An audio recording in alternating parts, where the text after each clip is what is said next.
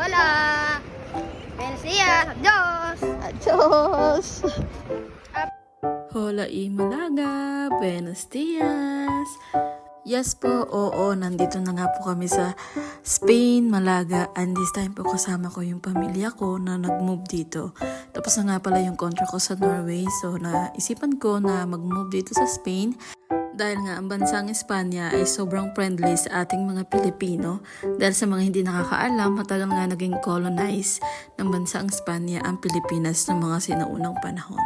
At kung hindi ako nagkakamali, 333 years tayo naging colonize ng bansang Espanya bago tayo sakupin ng mga taga-Amerika. Hindi ako sigurado kaya i-correct nyo kung mali yung sinasabi ko dito.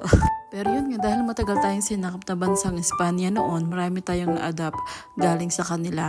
Katulad na lamang ng mga iba't ibang salita na meron sila dito na katulad din sa Tagalog.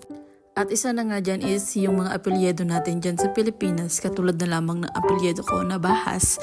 Kapag pupunta ako sa labas, sa mga shop or shopping mall nila dito, like ko nakikita yung word na Rebahas. Kasi yung pala ibig sabihin dito sa Spain is sale or sale siya dito. Kaya like ko nakikita yung apelyido ko. At alam niyo ba na ang bansang Espanya din ang nag-introduce sa Pilipinas ng religion na Catholicism? Marami pang iba. So, iyan ay isa sa mga reason kung bakit mas pinili ko na mag-move dito sa Spain kaysa sa ibang part ng Europe. And as a Pilipino, mabilis tayong makakakuha ng citizenship dito sa bansang Espanya. At isa rin yun talaga sa pinakamalaking reason kung bakit ko dito pinili manirahan kasama ang aking pamilya.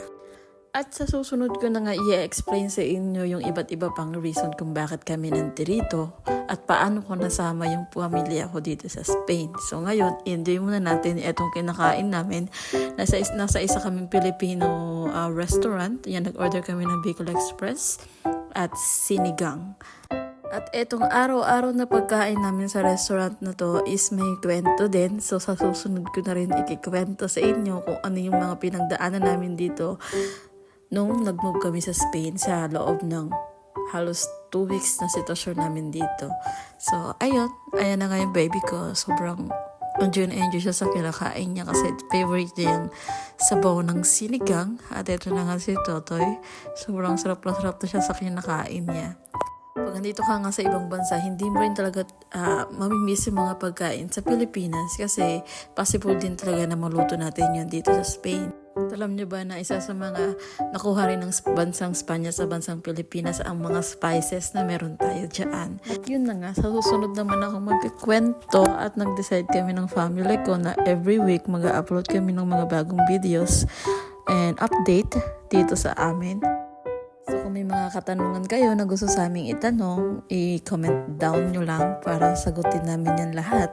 At kung may mga gusto kayong ipagawa is i-comment nyo lang din para gagawin namin yan sa susunod na video namin. Yes po, every week kami mag-upload ng video namin. Siguro once a week lang para madali lang para sa amin. So ayun nga, tonto yung baby ko dyan. Kasi gusto rin talaga niya na mag-video kami. Dahil talaga dream niya rin talaga na maging YouTuber daw paglaki niya. So, yeah, we will try to upload our videos for every week para sa inyo at saka para sa mga taong nagsusupport at nag-aabang talaga ng update sa amin.